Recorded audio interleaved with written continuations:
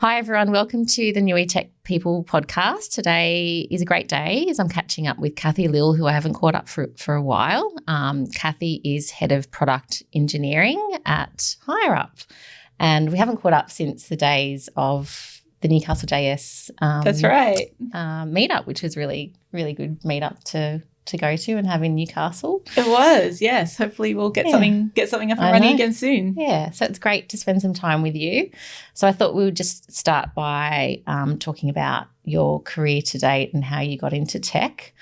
Back in the day, I know that you've had a stint at CSIRO and also worked at Yahoo and now at Hireup. So if you can take us on that journey from when you first got into tech and what made you get into tech?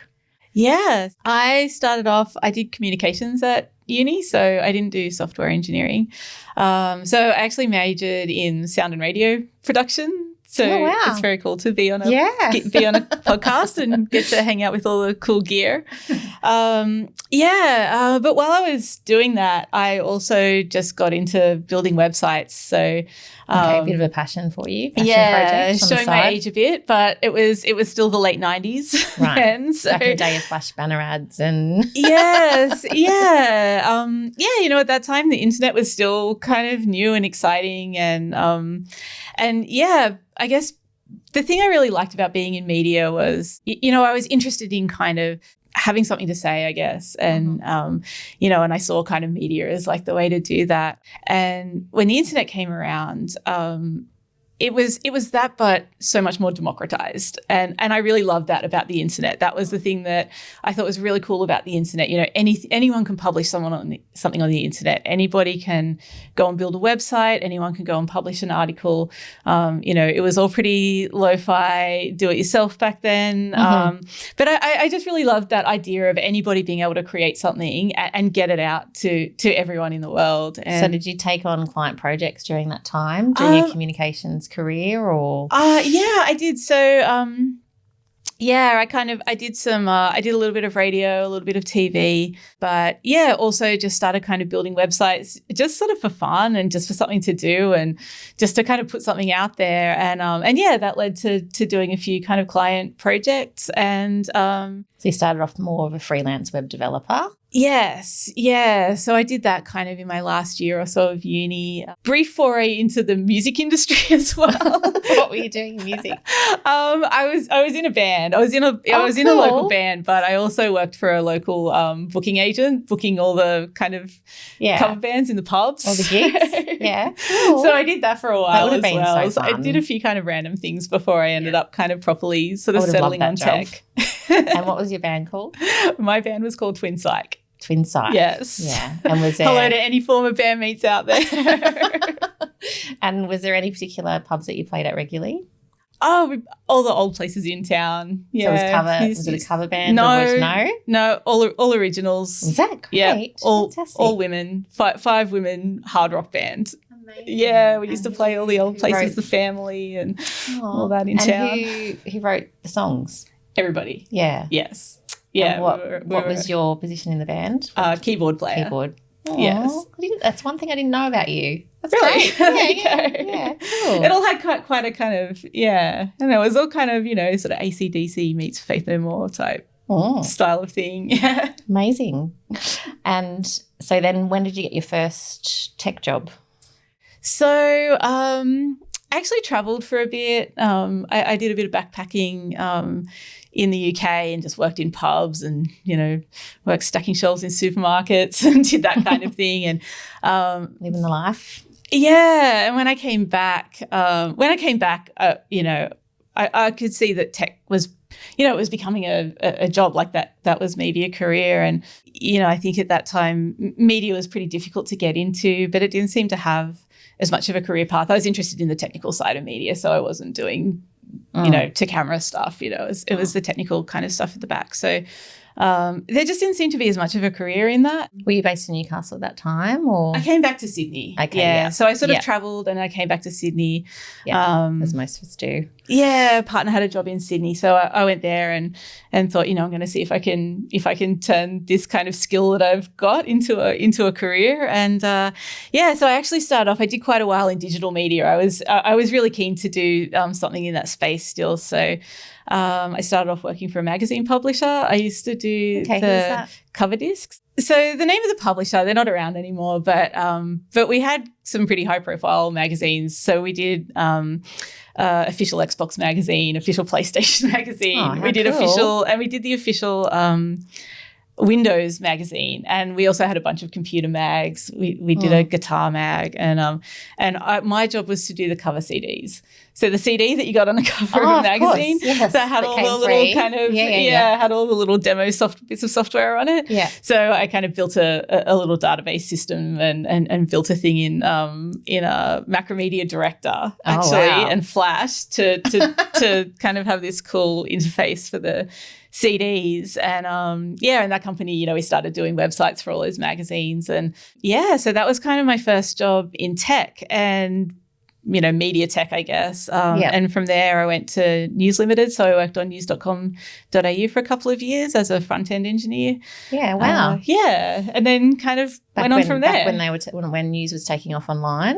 Yes. Yeah. It was kind of the first, it was sort of the second iteration of news.com.au. So the original version was there. When I joined them, we kind of started building the modernized version, which is not that different to what you see now. That was quite a long time ago. Yeah. So, yeah. Yeah, good. And then from news.com.au you went to? I actually did a brief stint in Newcastle at a company called Civica. Hi to all the Civica people out there. Civica, yeah. So I did that for about a year, but then some people I knew from news had gone to Yahoo 7.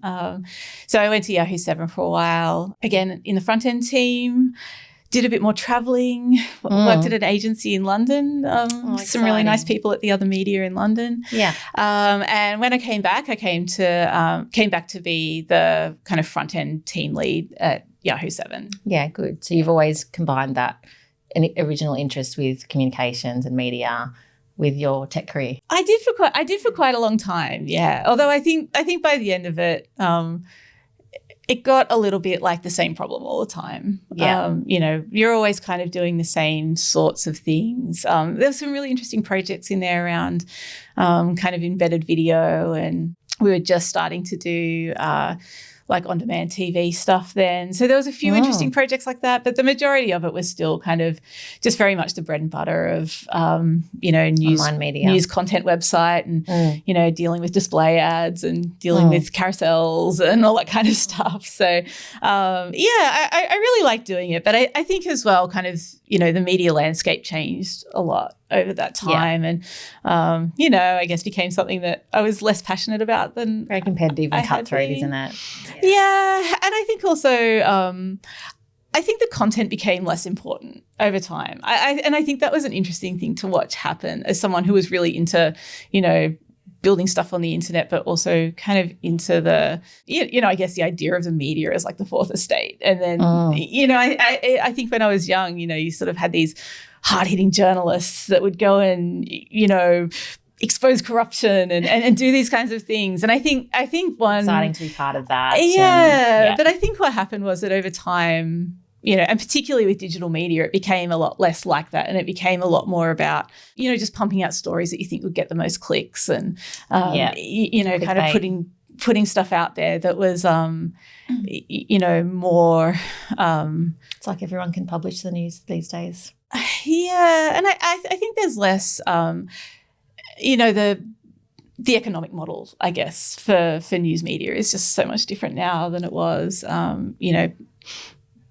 There's still, there's various models of kind of paywalling, which again was not really my jam. And, and it's all very kind of targeted. It's very much about targeting the things that you already, targeting news that you already want to read at you because of your interests rather than, rather than kind of covering things because they have, they have kind of broad social importance or whatever. So, I think I kind of saw that landscape change a bit and felt like I wanted to do something a bit different. And something for good, and that's what led you to CSIRO. Yeah, ultimately. Data 61. Yeah. So I did work at Campaign Monitor for a little while. Okay. I got to do a really interesting project there that was just very kind of cutting edge tech at the time. But yeah, then the job came up at CSIRO and what was the Campaign Monitor project that you worked on? That was well, I say cutting edge for the time that we did it, but it was working on their drag and drop WYSIWYG email editor. So bringing that into the future a bit, which was a really cool project. But yeah, I think ultimately, we did the project and the project was awesome. But, after that it was going to be BAU and, what was kind of the next interesting kind of technical challenge. And so then a role came up at what was then National ICT Australia, but that became Data 61, which became part of CSIRO. But yeah, I went there to work on a really interesting project that was all about WebRTC. So it was using WebRTC to facilitate health, allied health sessions. So things like for speech pathologists to be able to work with kids in the outback that wouldn't be able to make a session. Awesome. Yeah, things like that. Telehealth and web health. So really, it was telehealth, and we also incorporated. So the reason we used WebRTC for that was because it has encrypted peer-to-peer communication, but also because there's a data channel with WebRTC. So you get video and audio, but you also get a data channel. So we use the data channel to do some interesting things like someone could plug in a pulse oximeter and the practitioner would be able to see in real time their results. Oh, wow. They could do interactive games for the speech pathologists. They could do interactive games with the kids that they were working with, things like that. So that is now a startup. That did eventually spin out. Oh, wow, that's great. It's called CoView. So go check out CoView. They're doing really awesome things in that space. Yeah, great. But I stayed with CSIRO and worked on just, all different sorts of projects with cool scientists. Yeah, good. And you've always been sort of drawn to more that sort of the front end technologies and design and I wouldn't say so much design. Okay. I think I figured out early on that I'm not really a very good designer, that front end and design aren't necessarily skills that go together. But I did really enjoy I think building the part that people interacted with directly, and front end hasn't always been the easiest space to work in, particularly early on. It was actually quite a tricky kind of technical landscape. Browsers were quite limited. There's differences between, different browsers and the way they work. There's kind of added complexity when people are using screen readers and other assistive technology. So I found that side of it really interesting. I really liked working on the part that actually had to kind of directly work for someone, the part that they're kind of interacting with, yeah. But yeah, I'm a terrible designer. Probably an eye for design as far as I would go. And I know for a while there you're really interested in growing your career and leading sort of larger engineering teams. And at that time, this is before COVID happened. There wasn't that, like a great deal of opportunities around Newcastle, and you've got your young family here.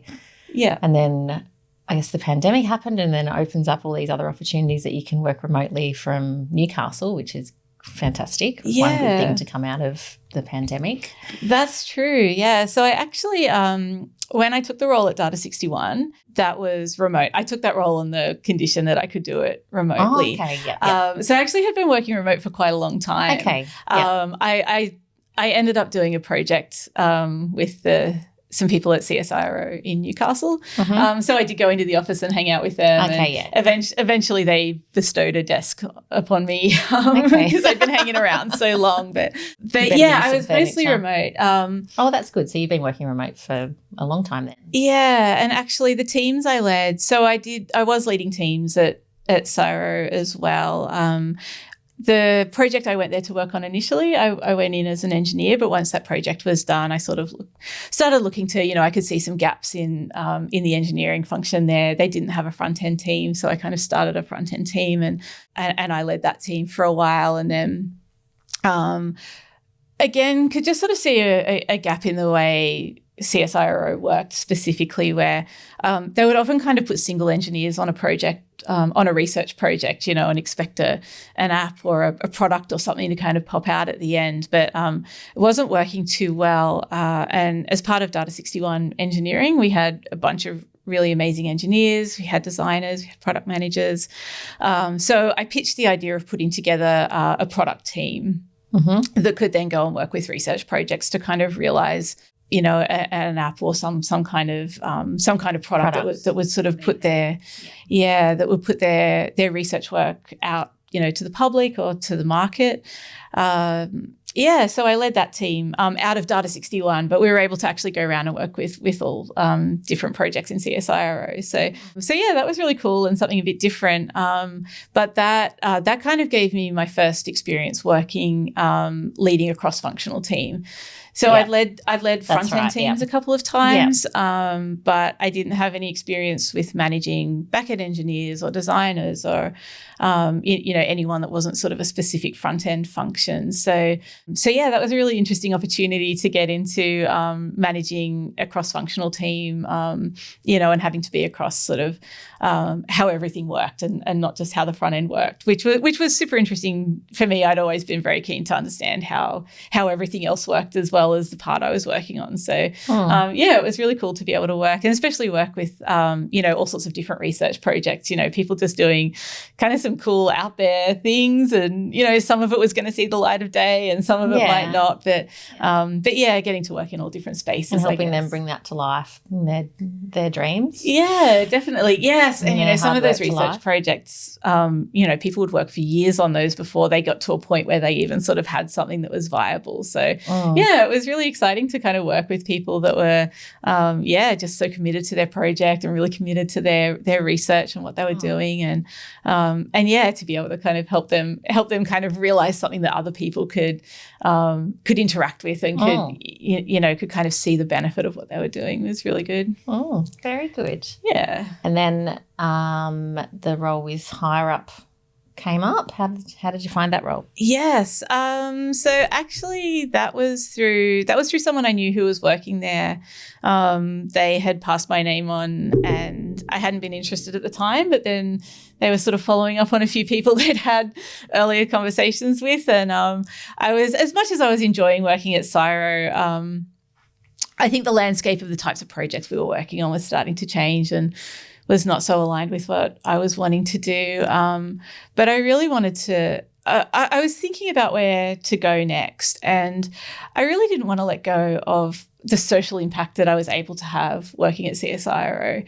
I had a lot of scope to work on the projects that I wanted to work on. My team and I would, we would look at projects together. We had a lot of latitude to pick projects that we genuinely believed had social benefit or environmental benefit, or, something that wasn't just kind of work for the sake of work or for the sake of profit. So I wasn't quite sure what to do with that, looking for a job elsewhere.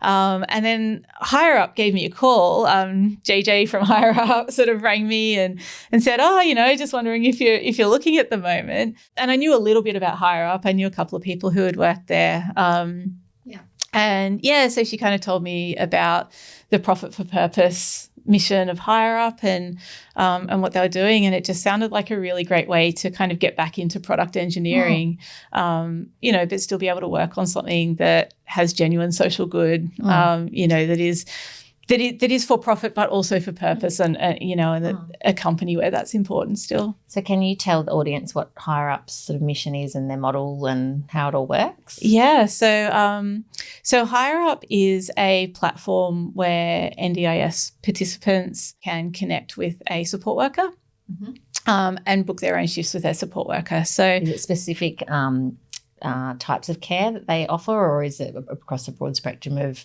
people living with disabilities or aged care, or what is the We only do disability sector. Okay. Yep. So we don't do aged care, but the way the platform works is that we employ the support workers, but we do have kind of an open intake of support workers. So long as they pass all our checks, they then can be onboarded onto the platform. We employ them as a casual worker to start with, at least. And then it's up to them to use the platform to connect with clients.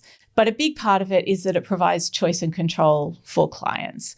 So, the original mission behind Hireup, the founders had a brother who had a disability, and the thing they had found was that it was very difficult for them to make their own choices, and for their brother to make his own choices about which workers he worked with. So, he would spend so much time with them. They need to have some kind of connection with them. Exactly, yeah. And I think they also found that when they were working with support providers that often they wouldn't necessarily send the same person. So it was hard to kind of build up a relationship with specific workers. Yeah. And you didn't get much choice in the workers. So the original idea behind Hireup was to provide a platform where the clients and the workers can find each other and find, basically build a relationship that is going to work for them and that they have that choice and control.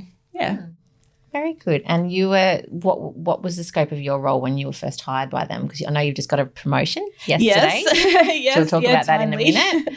So what was the scope of your role and what problems did you have to solve when you first joined? So I came in as an engineering manager to build a new team. So Hireup, so this was about a year and a half ago, they'd done a lot of work on the client and worker-facing aspects of the platform. But another thing that's fairly unique, I think, about Hireup compared to other sort of online platforms is that they have a really strong customer service team. So if we have clients or workers that are having difficulty using the platform or, have some limitations that mean they can't necessarily use the platform independently, we have a very strong customer service team that's there to help them and help them be successful in finding the right worker, workers to find the right clients and to help sort of create those relationships and help them do what they need to do on the platform. And when I came into Hireup, they'd done a lot of work on the client and worker-facing stuff, but there wasn't so much in the way of admin-facing functionality. Yeah. So all our customer service people or all our admin people that were doing all this kind of work in the background to make sure that people were able to get the support they needed, they were having to do a lot of manual work. They were still kind of using spreadsheets and things like that for some of the aspects of their role. So I came in to start a new team that was going to be dedicated to building out those admin functions and making sure that our customer service people were able to do everything they needed to do sort of seamlessly and quickly. Be able to help people as efficiently as possible. So I came in to build a new team to do that, which I did. So then, on to the next step, I guess. Yeah. And so you just received a promotion to Head of Product Engineering. Yes. Yep. Yesterday. Congratulations. Thank you. It's very exciting. And what's the scope of this new role for you? Tell us about what you're tasked to do. So it's a really exciting step for me. I'm going to be managing the product engineering teams. So we have 8 product engineering teams. So those are all cross-functional teams made up of engineers, designers, product managers. Our reporting lines are separate. So the engineers report into engineering managers. And there's 8 teams. Yes. So you'll have 8 direct reports, which are engineering managers. Eventually, yes. Yeah. So, so basically the engineering managers for those teams will report into me, and then I report into the director of engineering. And those teams are squads that work on separate parts of the application, are they? Yeah, correct. Good. Yeah. Very good. Congratulations. Yeah, thank you. Exciting.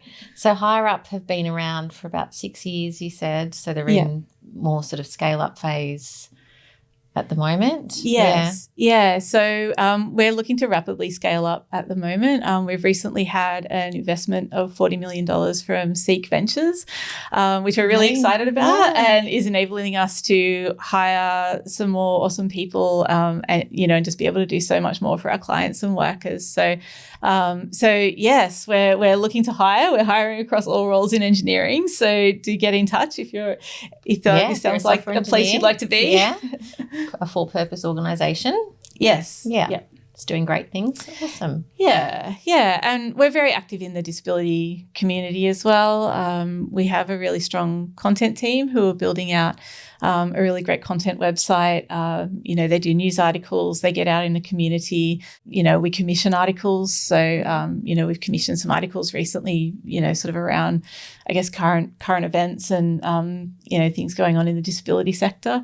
There's a lot going on, as well as kind of making sure that we're there as a really great service for our clients.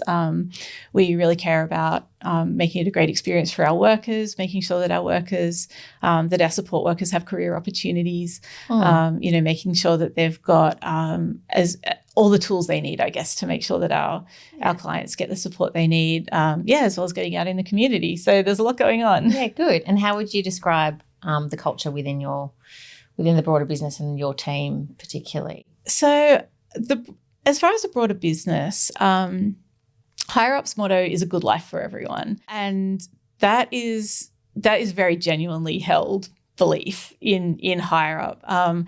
We, alongside having all our kind of business success metrics, we also have social success metrics. So we look at our overall impact. We survey our clients and workers on their overall experience of life. Is their life better this year than it was last year? Is their life better now that they're using Hireup? Yeah. Before when they weren't. And we take those metrics really seriously. We have an impact team that is constantly looking at those metrics and looking at what we're doing across the whole business to make sure that that motto holds true, that, that what we're doing isn't just for economic success. It's also for... it's a slogan on the company website. It's actually something you're living and breathing. Yeah, it is. And I think that it does permeate in a really nice way throughout the business. And I think all the teams take it very seriously. Our software engineering teams take that responsibility really seriously. We operate in I think a bit of a different way to a lot of companies in that we have that dual goal. And the goal of our clients and our workers having a good life is genuinely seen as equally important as, hitting our kind of OKRs and our success metrics and all those things.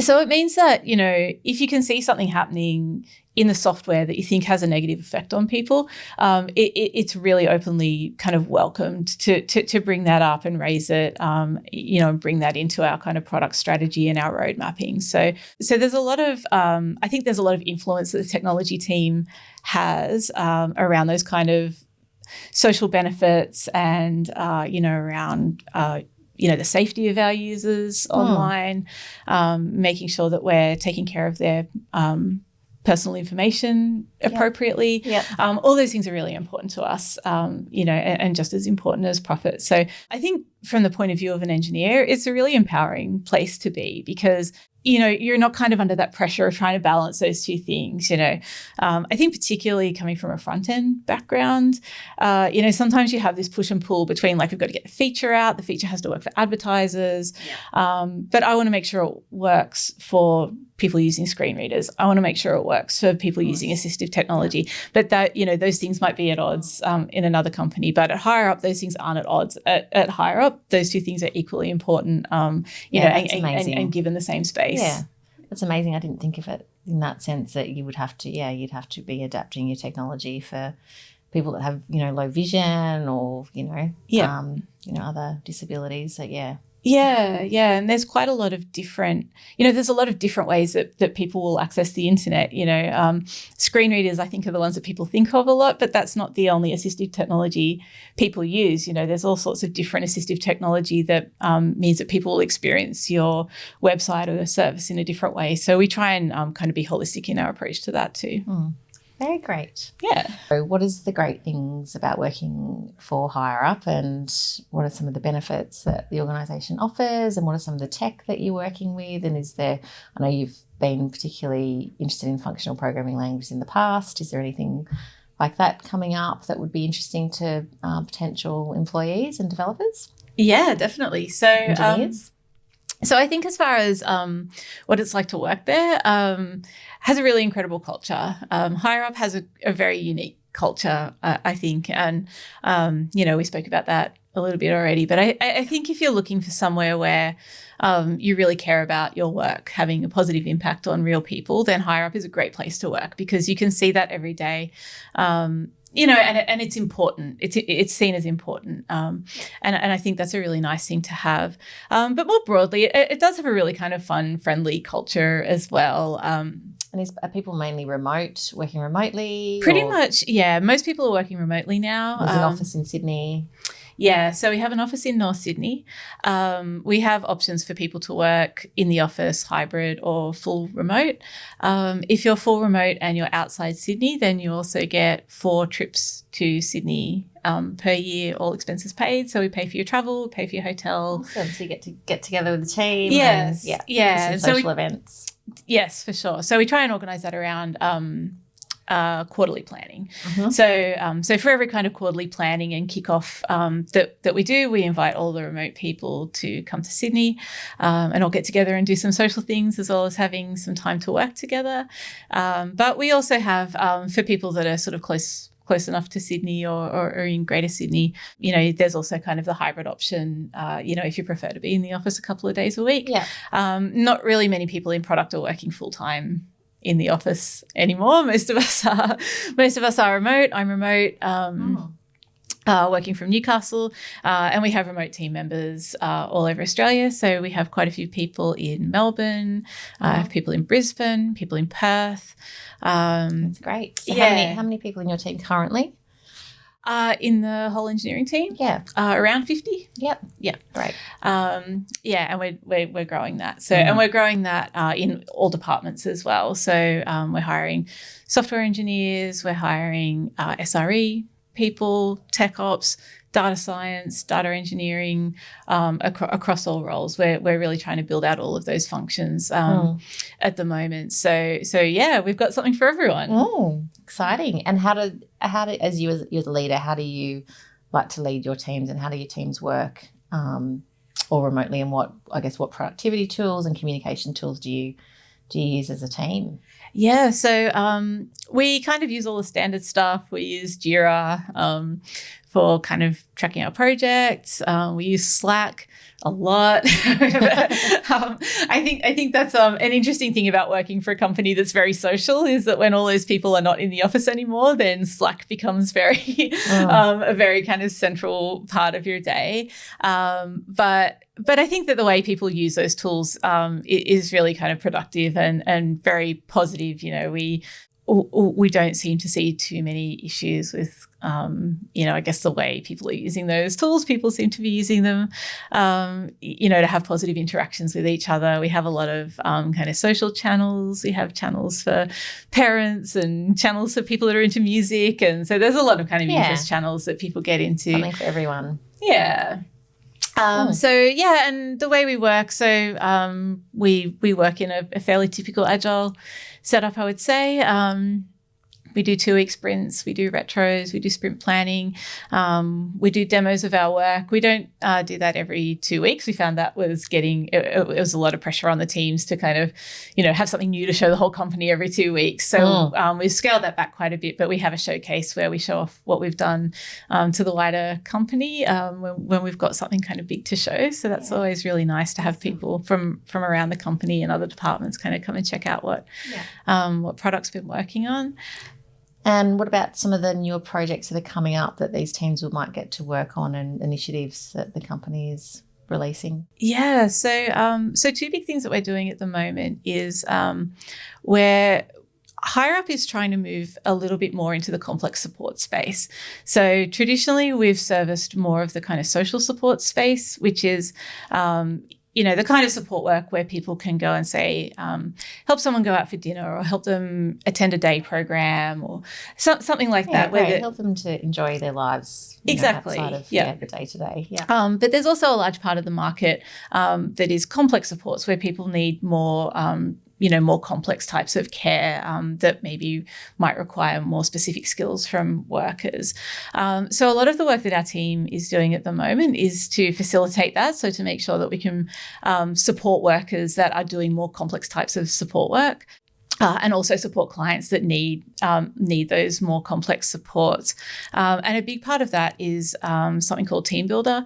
So people that need complex supports tend to need those supports more often and on a more regular basis. So, their needs will tend to be more something that they need done daily, or maybe weekly or X number of times a week. So they really need a support worker to be available. And it's more of a big deal if a worker can't make it at the last minute. Yeah. So a really exciting thing that we're doing in the engineering team is our data team is starting to build out some really cool data science tools to help both clients and our internal team builder team to help people build a team of workers. So using data science to find suitable workers quicker because we have a lot of workers. They don't all necessarily have the right skills for a job, but there's a lot of other factors that might make them more or less suitable to work with a client as well. And so we're really trying to leverage our data science capability to surface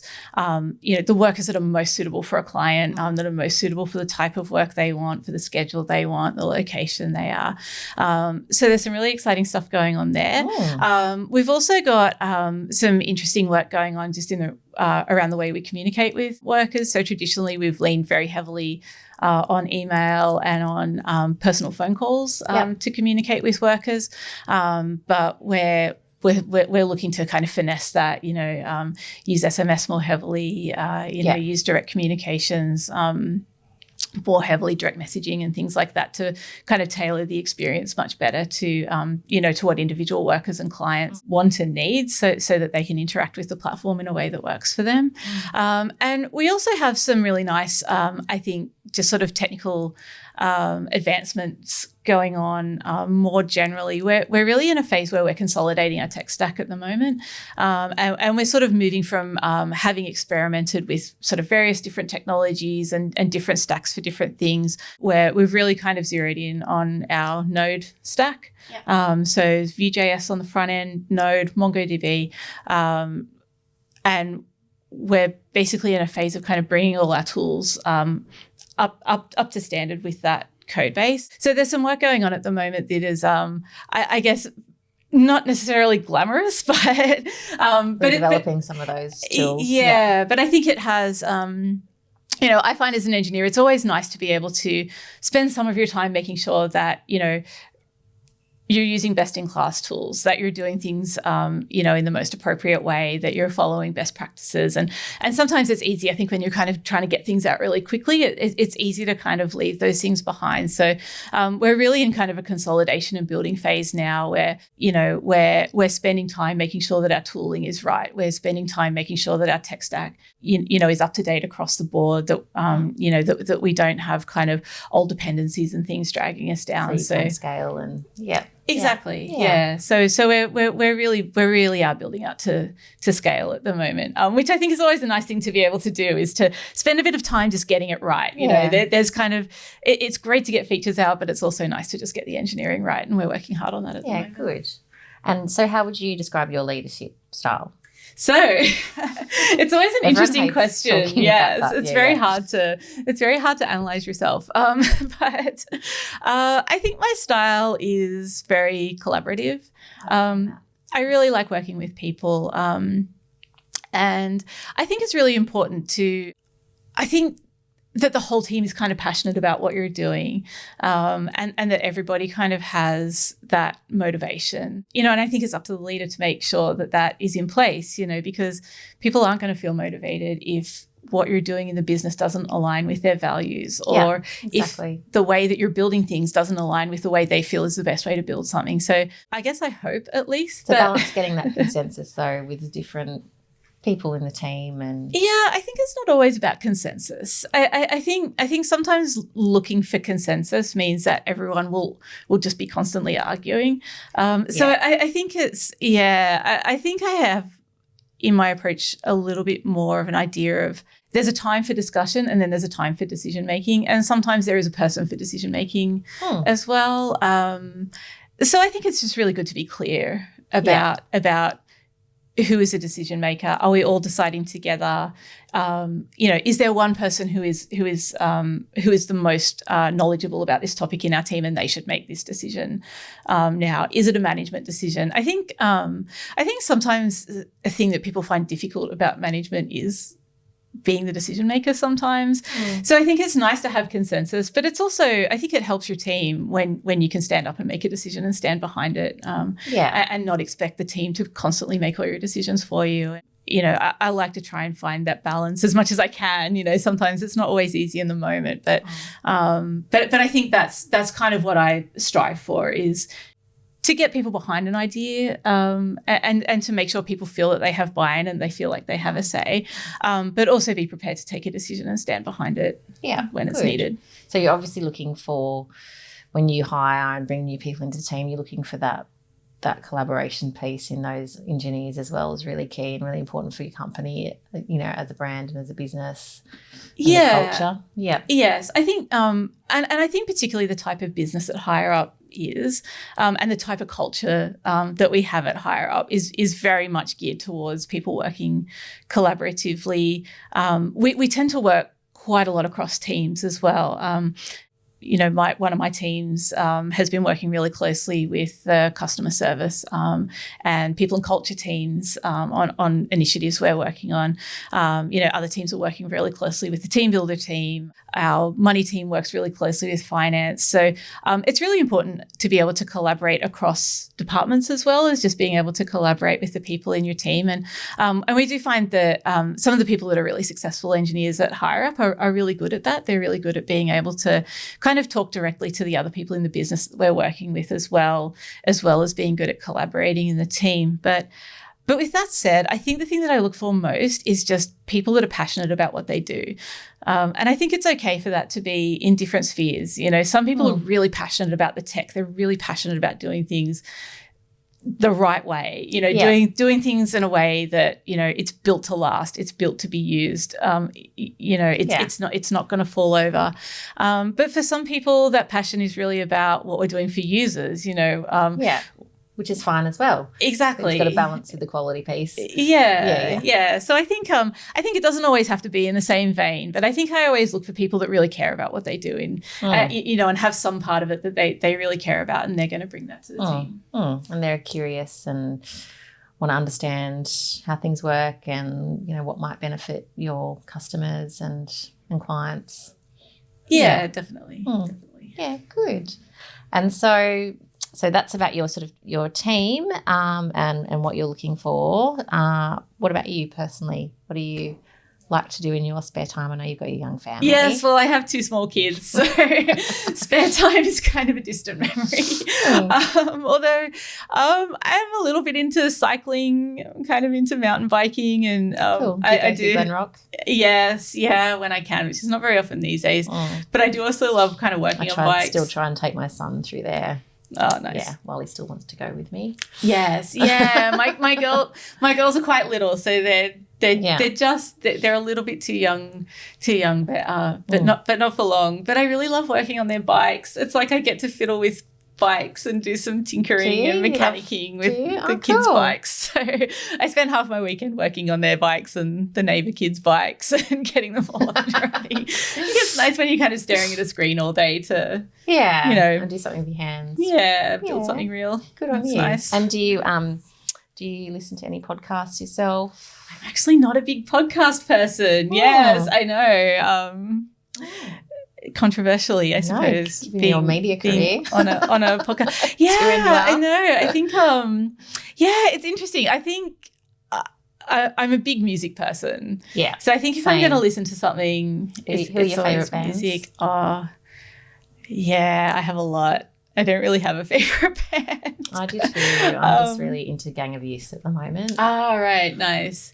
Yeah, Foo Fighters. All sorts of stuff. Yeah. See, that one, I can answer all your tech questions, but favourite music questions would take some. Yeah, I do. I listen to a bunch of stuff, but I like, kind of like heavy metal. I kind of listen to Iron Maiden, but then I also love Janelle Monáe. Like, she's awesome. Azalea Banks. I don't know. Yeah, cool. I'm a bit of a kind of eclectic music person. Yeah, I like country. Kind of like, anything that I don't know. I think just anything that kind of speaks to you and kind of. I love music when it feels like art. You know, when it's someone's art and it's not just a product. Yeah. I think any kind of music that I think is made for the sake of art is something that I like. Yeah, good. Which could be anything. Just really. don't get to gigs at the moment very much because of the kids. Yeah, well, and the pandemic. Yeah, we used. Yeah, actually, really miss that. Really miss going and seeing bands. And the Cambridge is not going to be. They're obviously turning into a hotel, so there won't be gigs there anymore. Yeah, I think the music scene in Newcastle has seen sad decline over the last kind of 10, 15 years. There used to be bands everywhere and now not so much. Well, where can people find you if, you know, they're a software engineer listening or a data engineer listening and they want to sort of have a chat to you about working at Hireup? Where can they find you? I know you're pretty active, well, not active, but you're responsive on LinkedIn if someone wants to reach out to you. Yes, definitely. I'm on LinkedIn for Newcastle people. I'm in the Newy Slack. I'm kind of a low participant on Twitter.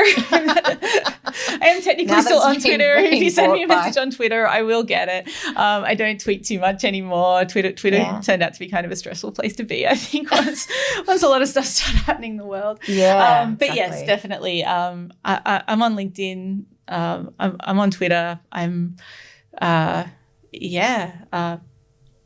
Awesome. Contact me through through Hireup. We'll have your LinkedIn details on the podcast notes anyway.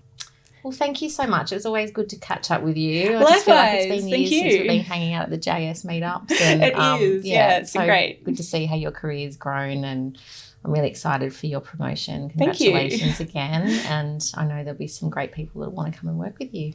I would love that. Thank you very much. It's been great fun. No worries. All right.